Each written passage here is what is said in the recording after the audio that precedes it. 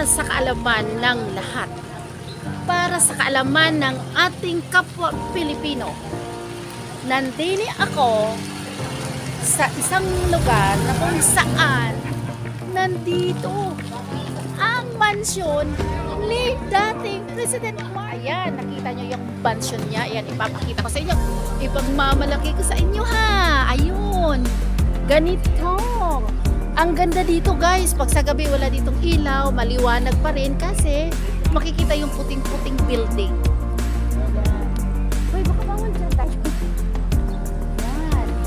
So, ito yung mansyon ni President. Susuot muna ako dito ha. Ayan. Dinadaanan namin to guys. Lagi dito na nakaban kami. So, ngayon, first time, ay di, second time pala nakamotor kami. Pinuntahan namin dito nung para ang Friday. Madilim gabing-gabi ang ulan. Ulan-ulan. Yan, nandito kami ngayon. Ayan.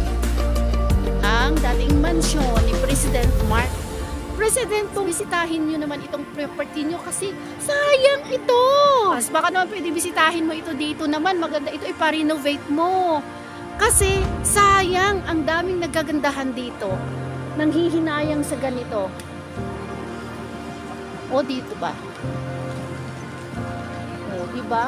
Antik na. Antik na, hindi pa? Closer to antique. Closer to antique na.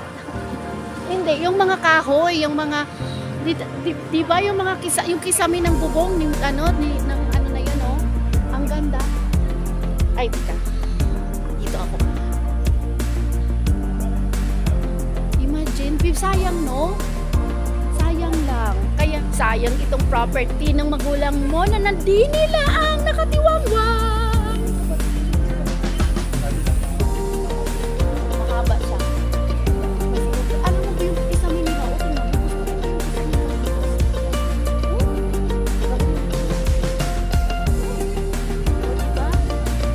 Maganda magpakisame ng mahuganin. Mahuganin. Yung bawal kumain. So, ibig sabihin, iwan ko lang, maliliit pa lang sila yung tara. Ayan, nakarating kami dito, diba? Nakababa din sa wakas. Kasi, lagi lang kami nadaan dito, hindi namin nabababaan mo. Dadaanan dito yung, ano ba yun? Ipasahin na van.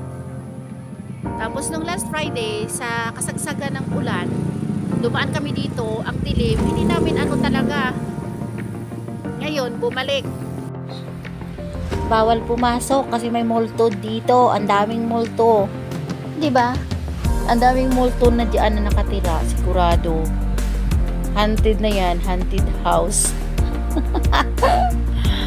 Ay, nako. Nakakatakot diyan. Kasi sa sobrang tagal na walang tao. Nako, ang daming nakatira diyan na.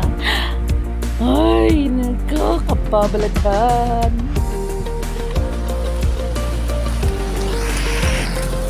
Okay, naalis na tayo. Alis na kami. Pupunta na kami sa Dakong Paragon.